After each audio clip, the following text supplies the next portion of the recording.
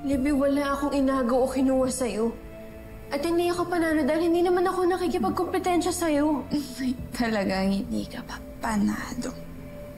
Kasi hindi lahat binigay sa'yo. Dahil ako, mami ko si Mami T. At ikaw, mami mo si Charlene. Ano sabi mo?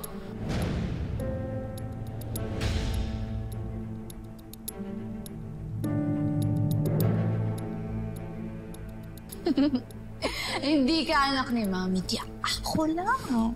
Libby, ano bang sinasabi mo? Dahil yun yung totoo. Kaya huwag mong isipin na nakuha mo yung lahat sa akin. Kasi hindi. Your whole life is a scam.